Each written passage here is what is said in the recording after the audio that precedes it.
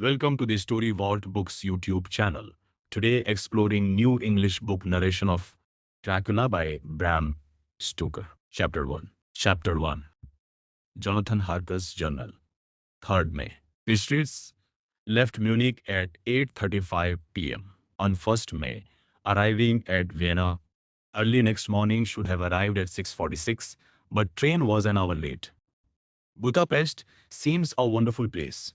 From the glimpse which I got of it from the train and the little I could walk through the streets, I feared to go very far from the station, as we had arrived late and would start as near the correct time as possible. The impression I had was that we were leaving the west and entering the east, the most western of splendid bridges over the Danube, which is here of noble width and depth, took us among the traditions of Turkish rule. Interminable as we swept on our way, now in almost complete darkness, for the rolling clouds obscured the moon. We kept on ascending, with occasional periods of quick descent, but in the main, always ascending. Suddenly, I became conscious of the fact that the driver was in the act of pulling up the horses in the courtyard of a vast ruined castle, from whose tall black windows came no ray of light, and whose broken battlements showed a jagged line against the sky. We left in pretty good time and came after nightfall to Klausenberg. Here I stopped for the night at the Hotel Royal. I had for dinner, or rather supper, a chicken done up some way with red pepper, which was very good but thirsty. Ma'am, get recipe for Mina. I asked the waiter, and he said it was called paprika handel, and that as it was a national dish, I should be able to get it anywhere along the Carpathians. I found my smattering of German very useful here. Indeed, I don't know how I should be able to get on without it. Having had some time at my disposal when in London, I had visited the British Museum and made search among the books and maps in the library.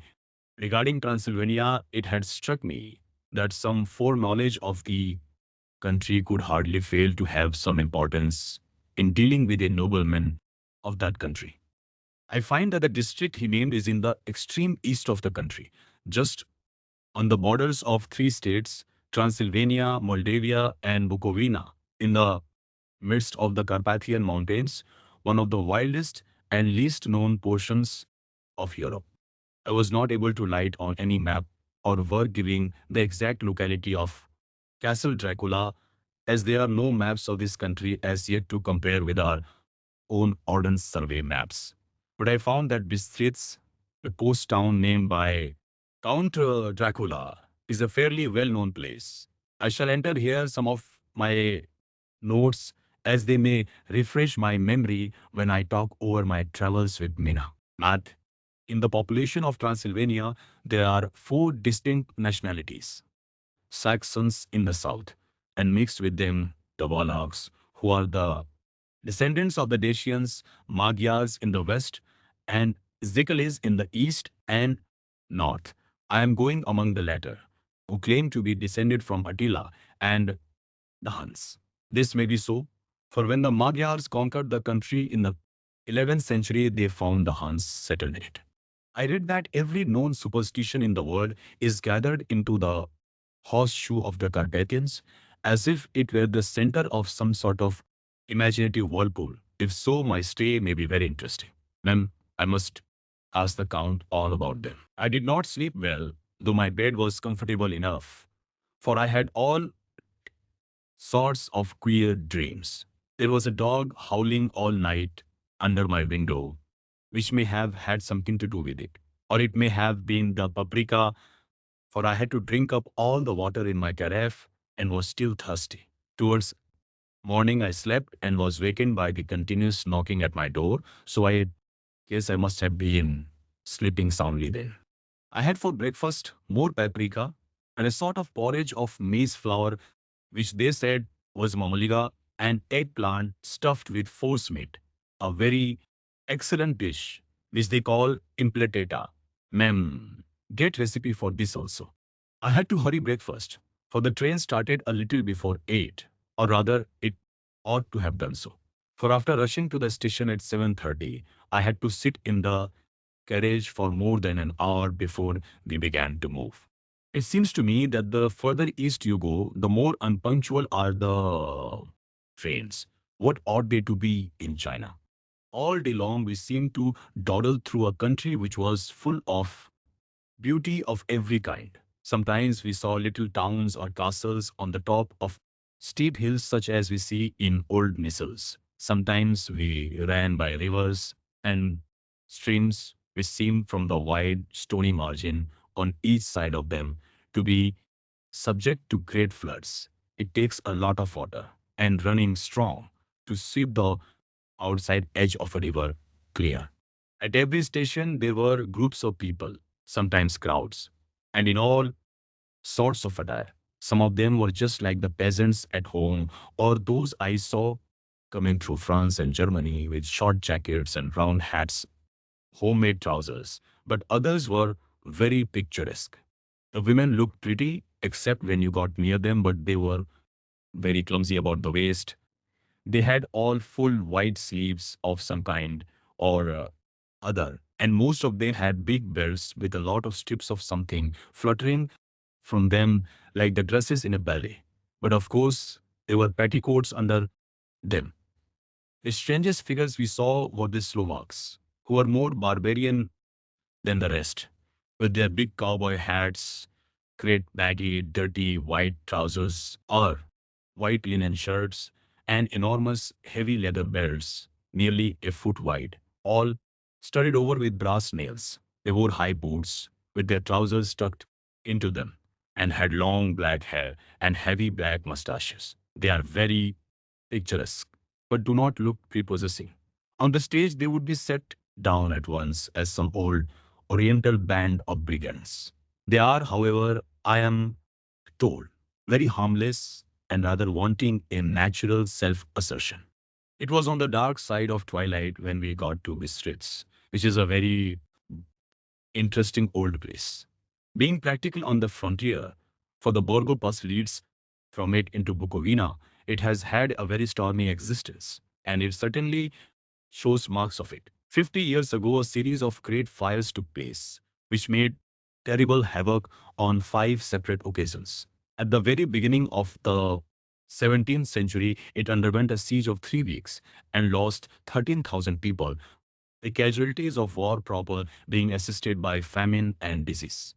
Count Dracula had directed me to go to the Golden Crown Hotel, which I found, to my great delight, to be thoroughly old-fashioned. For of course, I wanted to see all I could of the ways of the country.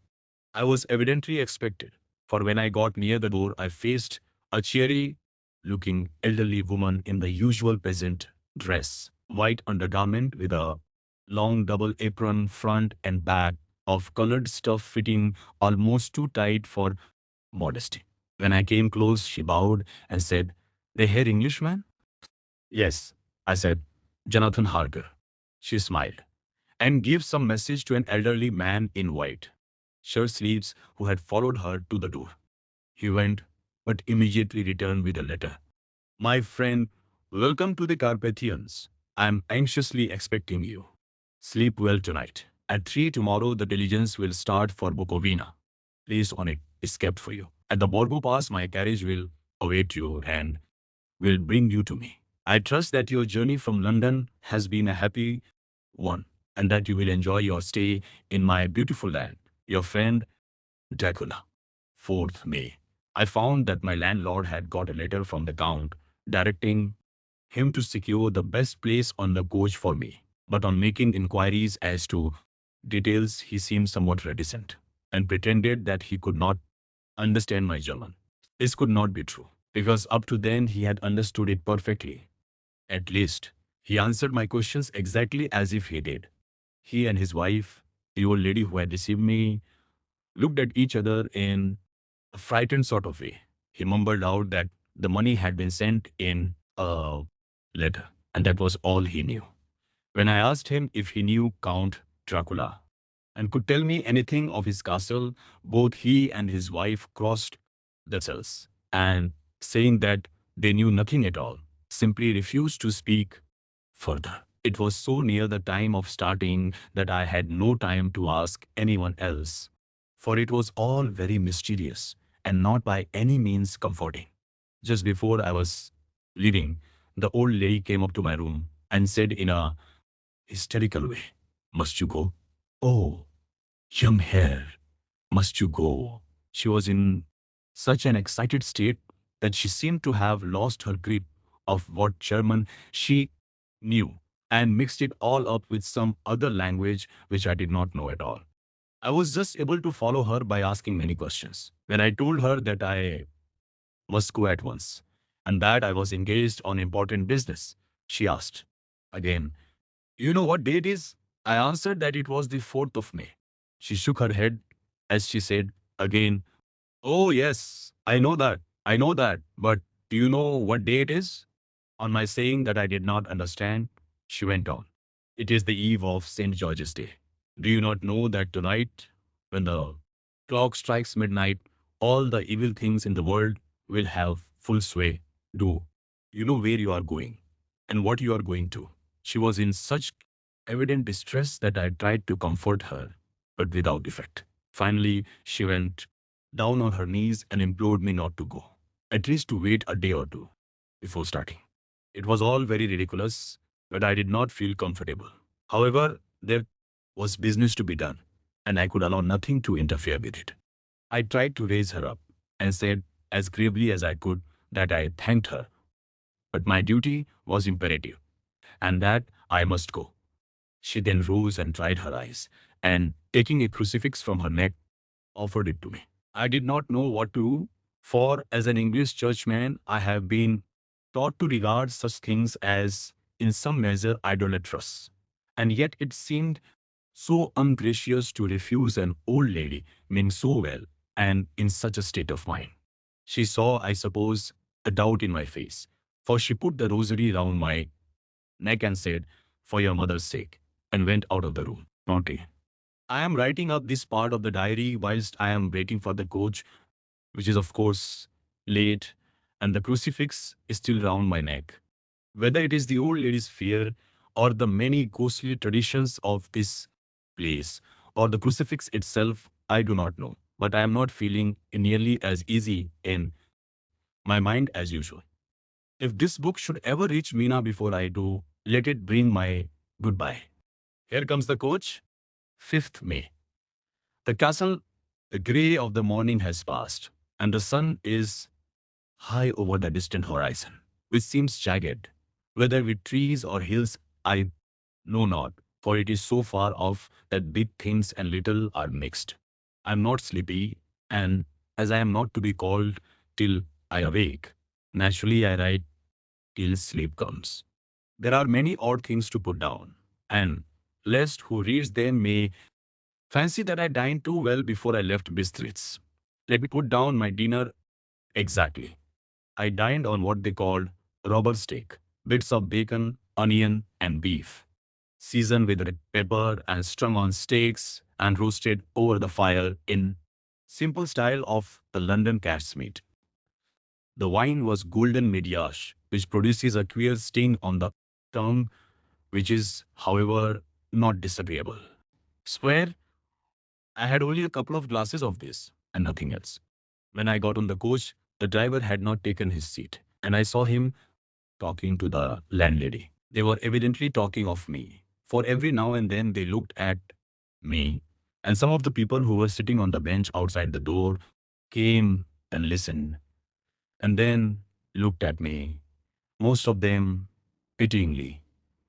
I could hear a lot of words often repeated, queer words, for there were many nationalities in the crowd. So I quietly got my polyglot dictionary from my bag and looked them out. I must say they were not cheering to me, for amongst them were Ordog, Satan, Ukol, Hell, Stregoica, Witch, Vrolok, and Vilkoslag. Both mean the same thing, one being Slovak and the other Serbian, for something that is either werewolf or vampire. Ma'am, I must ask the Count about these vague superstitions. When we started, the crowd round the inn door which had by this time swelled to a considerable size, all made the sign of the cross and pointed two fingers towards me. With some difficulty, I got a fellow passenger to tell me what they meant. He would not answer at first, but on learning that I was English, he explained that it was a charm or guard against the evil eye. This was not very pleasant for me, just starting for an unknown place to meet an unknown man. But everyone seemed so kind-hearted and so sorrowful and so sympathetic that I could not but be touched. I shall never forget the last glimpse which I had of the inn yard and its crowd of picturesque figures, all crossing themselves as they stood round the wide archway, with its background of rich foliage of oleander and orange trees in green tubs clustered in the center of the yard. Then our driver, whose wide linen drawers covered the whole front of the box seat, Gotsa they call them, cracked his big whip over his four small horses which ran abreast, and we set off on our journey. I soon lost sight and recollection of ghostly fears in the beauty of the scene. As we drove along, although had I known the language, or other languages which my fellow passengers were speaking, I might not have been able to throw them off so easily. Before us lay a green sloping land full of forests and woods with here and there steep hills crowned with clumps of trees or with farmhouses, a blank gable end to the road. There was everywhere a bewildering mass of fruit blossom, apple, plum, pear, cherry, and as we drove by, I could see the green grass under the trees spangled with the fallen petals. And out amongst these green hills of what they call here the middle land ran the road, losing itself as it swept round the grassy curve, or was shut out by the straggling ends of pine woods, which here and there ran down the hillsides like tongues of flame. The road was rugged, but still we seemed to fly over it with feverish haste. I could not understand then what the haste meant, but the driver was evidently bent on losing no time in reaching Borgoprund. I was told that this road is in summertime excellent, but that it had not yet been put in order after the winter snows. In this respect, it is different from the general run of roads in the Carpathians, for it is an old tradition that they are not to be kept in too good order. Of old, the Hospadars would not repair them, lest the Turk should think that they were preparing to bring in foreign troops, and so hasten the war which was always really at loading point. Beyond the green swelling hills of the Mittelland rose mighty slopes of forest up to the lofty steeps of the Carpathians themselves. Right and left of us they towered, with the afternoon sun falling full upon them, and bringing out all the glorious colors of this beautiful range, deep blue and purple in the shadows of the peaks, green and brown where grass and rock mingle, and an endless perspective of jagged rock and pointed crags, till these were themselves lost in the distance, where the snowy peaks rose grandly. Here and there seemed mighty rifts in the mountains, through which, as the sun began to sink, we saw now and again the white gleam of falling water. One of my companions touched my arm as we swept round the base of a hill and opened up the lofty, snow-covered peak of a mountain, which seemed, as we wound on our serpentine way, to be right before us. Look, Istansek, God's seat, and he crossed himself reverently. As we wound on our endless way, and the sun sank lower and lower behind us, the shadows of the evening began to creep round us. This was emphasized by the fact that the snowy mountain top still held the sunset, seemed to glow out with a delicate cool pink. Here and there we passed Sikhs and Slovaks, all in picturesque attire. But I noticed that Goitry was painfully prevalent. By the roadside were many crosses, and as we swept by, my companions all crossed themselves. Here and there was a peasant man or woman kneeling before a shrine who did not even turn round as approached, but seemed in the self-surrender of devotion to have neither eyes nor ears for the outer world. There were many things new to me. For instance, hayricks in the trees, and here and there very beautiful masses of weeping beech, their white stems shining like silver through the delicate green of the leaves. Now and again we passed a letter wagon, the ordinary peasant's cart with its long, snake-like vertebra calculated to suit the inequalities of the road. On this was sure to be seated quite a group of homecoming peasants, the Czechs with their white, and the Slovaks with their colored sheepskins, the latter carrying lance fashioned their long staves, with axe at end. As the evening fell, it began to get very cold, and the growing twilight seemed to merge into one dark mistiness, the gloom of the trees, oak, beech, and pine. Though in the valleys which ran deep between the spurs of the hills, as we ascended through the pass, the dark firs stood out here and there against the background of late lying snow. Sometimes, as the road was cut through the pine woods that seemed in the darkness to be closing down upon us, great masses of grayness which here and there bestrewed the trees produced a peculiarly weird and solemn effect which carried on the thoughts and grim fancies engendered earlier in the evening when the falling sunset threw into strange relief the ghost-like clouds which amongst the Carpathians seemed to wind ceaselessly through the valleys. Sometimes the hills were so steep that, despite our driver's haste, the horses could only go slowly. I wished to get down and walk up them, as we do at home, but the driver would not hear of it. No, no, he said. You must not walk here. The dogs are too fierce. And then he added, with what he evidently meant for grim pleasantry, for he looked round to catch the approving smile of the rest. And you may have enough of such matters before you go to sleep. The only stop he would make was a moment's pause to light his lamps. When it grew dark, there seemed to be some excitement amongst the passengers, and they kept speaking to him, one after the other, as though urging him to further speed. He lashed the horses unmercifully with his long whip, and with wild cries of encouragement urged them on to further exertions. Then through the darkness I could see a sort of patch of grey light ahead of us, as though there were a cleft in the hills. The excitement of the passengers grew greater. The crazy coach rocked on its great leather springs and swayed like a boat tossed on a stormy sea. I had to hold on. The road grew more level, and we appeared to fly along. Then the mountains seemed to come nearer to us on each side and to frown down upon us.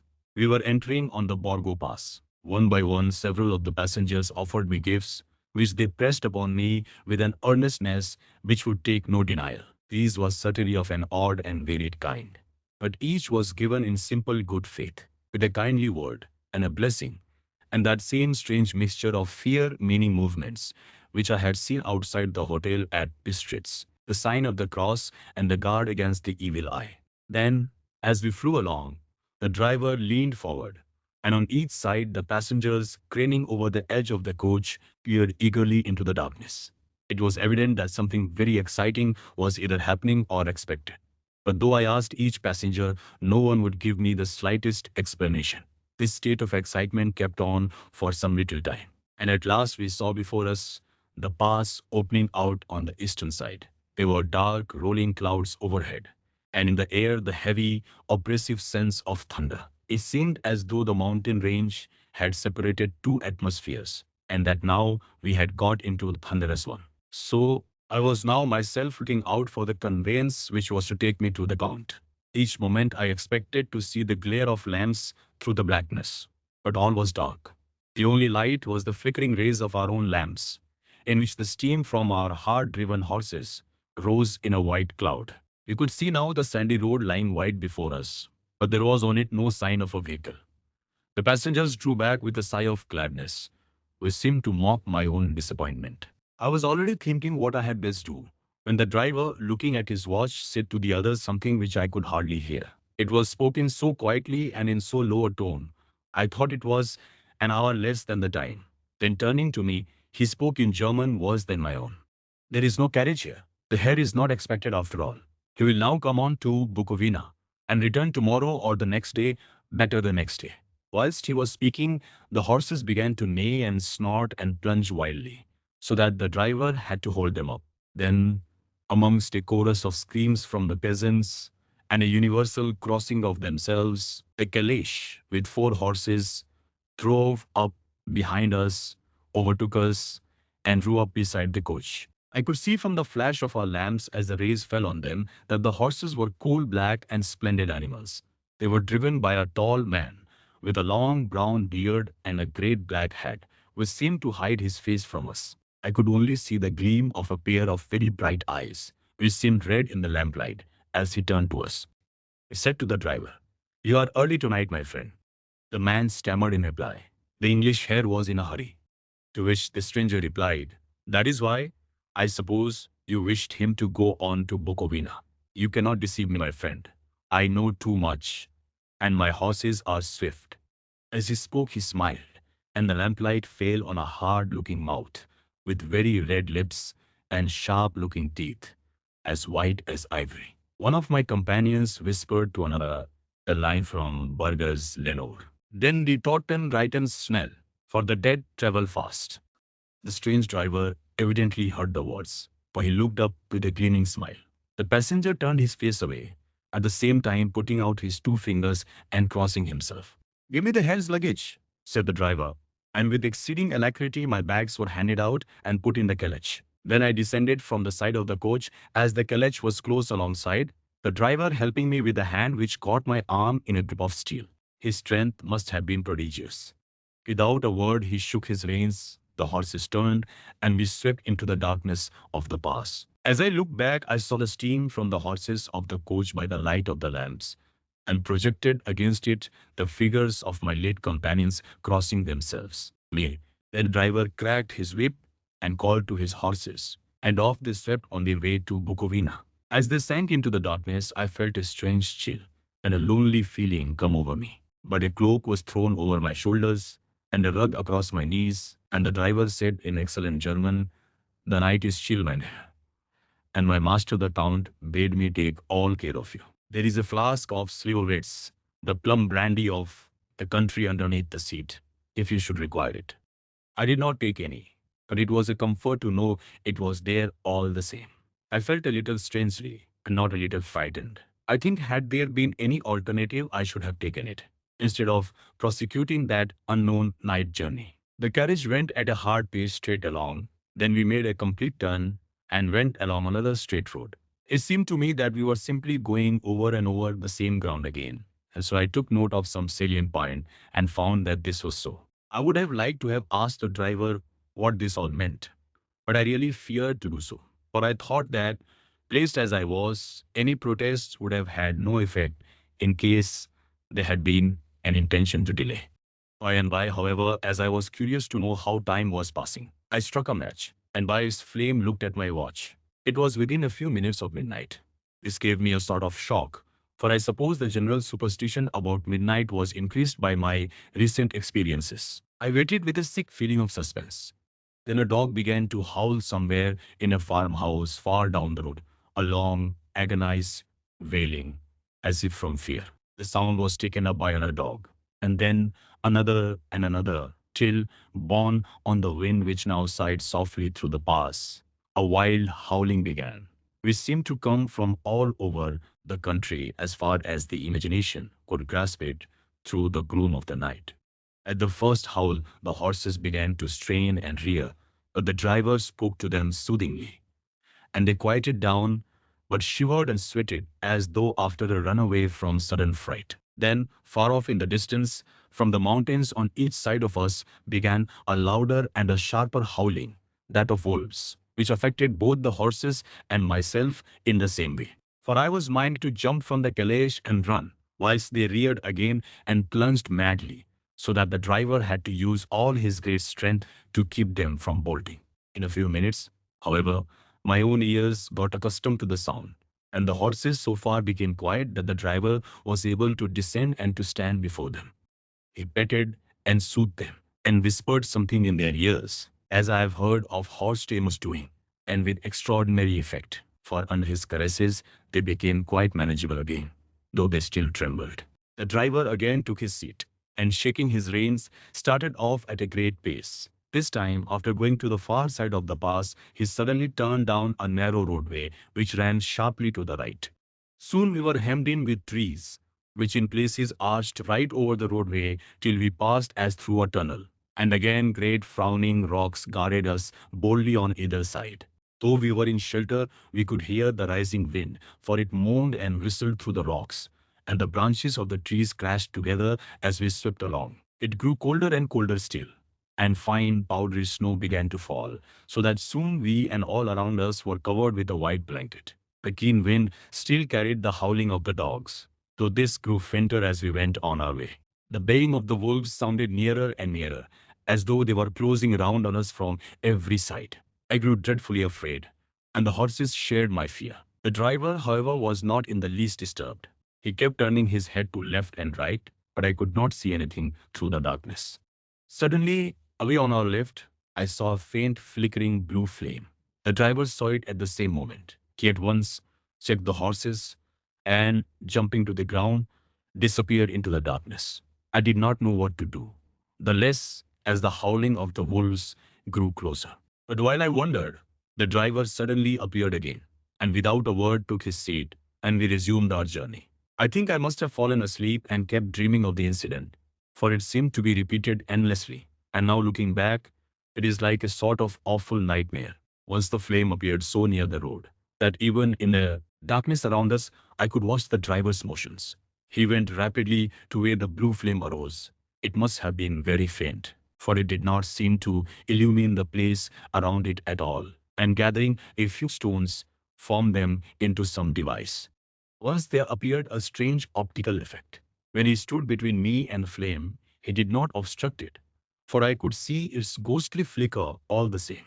This startled me, but as the effect was only momentary, I took it that my eyes deceived me, straining through the darkness. Then for a time there were no blue flames, and we sped onwards through the gloom, with the howling of the wolves around us, as though they were following in a moving circle. At last, there came a time when the driver went further afield than he had yet gone, and in his absence, the horses began to tremble worse than ever, and to snort and scream with fright. I could not see any cause for it, for the howling of the wolves had ceased altogether. But just then the moon, sailing through the black clouds, appeared behind the jagged crest of a beating, pine-clad rock, and by its light I saw around us a ring of wolves, with white teeth and lolling red tongues, with long sinewy limbs and shaggy hair. They were 100 times more terrible in the grim silence which held them than even when they howled. For myself, I felt a sort of paralysis of fear. It is only when a man feels himself face to face with such horrors that he can understand their true import. All at once, the wolves began to howl, as though the moonlight had had some peculiar effect on them. The horses jumped about and reared, and looked helplessly round, with eyes that rolled in a way painful to see. But the living ring of terror encompassed them on every side, and they had perforce to remain within. I called to the coachman to come, for it seemed to me that our only chance was to try to break out through the ring, and to aid his approach. I shouted and beat the side of the caleche, hoping by the noise to scare the wolves from the side, so as to give him a chance of reaching the trap. How he came there, I know not, but I heard his voice raised in a tone of imperious command, and looking towards the sound, saw him stand in the roadway. As he swept his long arms as though brushing aside some impalpable obstacle, the wolves fell back and back further still. Just then a heavy cloud passed across the face of the moon, so that we were again in darkness. When I could see again, the driver was climbing into the caleche, and the wolves disappeared. This was all so strange and uncanny that a dreadful fear came upon me, and I was afraid to speak or move. The time seemed